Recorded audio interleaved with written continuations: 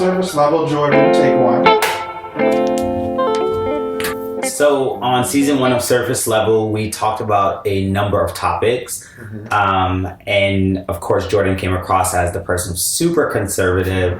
Knowing you, I'm just like, I wish you guys got to see the Jordan that I know. So here's an opportunity for your listeners to get to know Jordan in the same light that I know Jordan. Yes. So let's talk a little bit. First and foremost, what's the last book that you've read? The last book I read was Children of Virtue and Vengeance by Tommy Adeyemi. It's a part of a trilogy, and it's the sequel, not the third part. That hasn't come out yet, but it's basically about Africans who have mythical powers. Yes, Children of Blood and Bone. So yes. You have a standing open invitation to the book club, yes. Just as an FYI. We're there for that. Secondly, I want to talk to you about dating.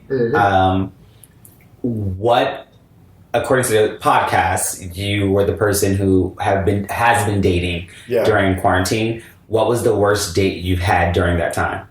The worst date that I've had during that time.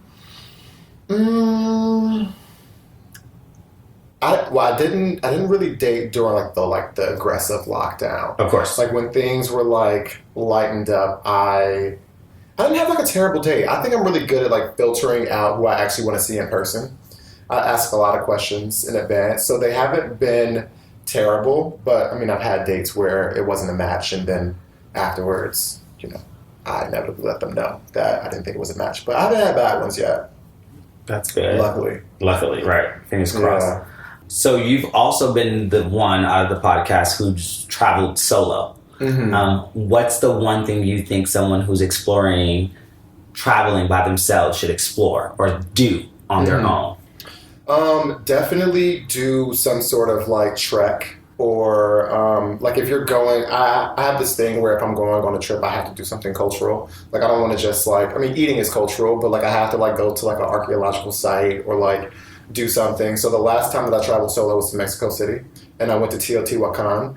And I did a hike, and it was an all-day thing, and I went by myself, and there was a bunch of other American tourists, and I met some friends there, some friends that I actually keep in touch with now. So I think going out and seeing nature and sort of getting a history lesson, I think that's important. So you were the person who would more than likely move somewhere and not tell your other friends? I would tell my friends, but I'm probably the most likely to make the decision maybe to move without consulting my friends. But they would know that I wouldn't just pop up in a different country. And what city would that be? You said UK, but what particularly about the UK drives you to the UK? I want to live in Europe because I want to be able to explore Europe.